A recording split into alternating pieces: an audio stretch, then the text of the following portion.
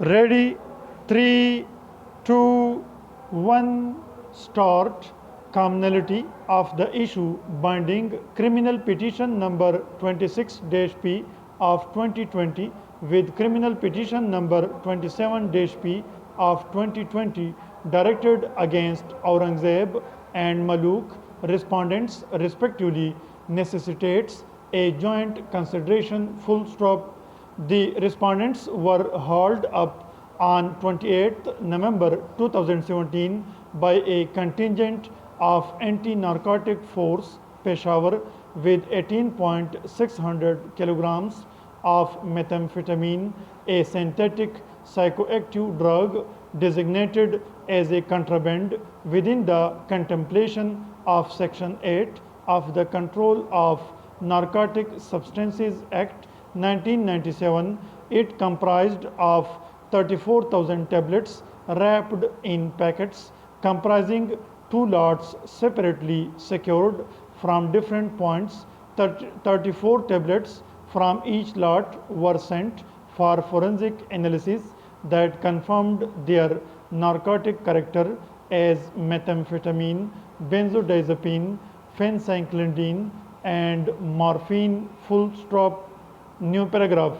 Indicted under Class C of Section 9 of the Act ABID, respondents claimed trial that resulted into their conviction. Thereunder void judgment dated 29th January 2019. They were sentenced to imprisonment for life with a direction to pay fine in the sum of rupees 1 million each. The High Court, however, considering the samples for forensic analysis as deficient in terms of law declared by this court in Amir Zaib case PLD 2012 SC 383, altered their conviction in appeals separately filed by the convicts into Class A of the Section ABID and reduced their sentences to the periods already undergone by them with a substantial reduction in the fine. Void impugned judgment dated 14th November 2019, wires whereof are being assailed on the grounds that there was no occasion for the High Court, after maintaining the convictions, to reduce convicts' sentences on a premise hardly sustainable in law. Full stop. New paragraph. The learned counsel elaborated his point of view by arguing that the High Court had misdirected itself to apply the principle laid down in the Supra case in disregard to the nature, shape, and format of the contraband, uniquely integrated into small tablet form, incapable of traditional sampling suggested in the case.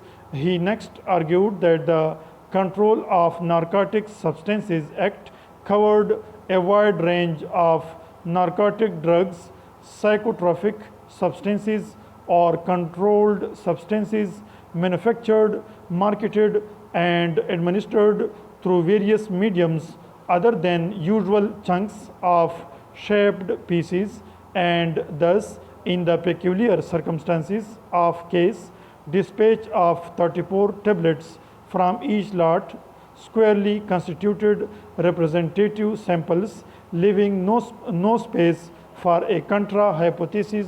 Full stop.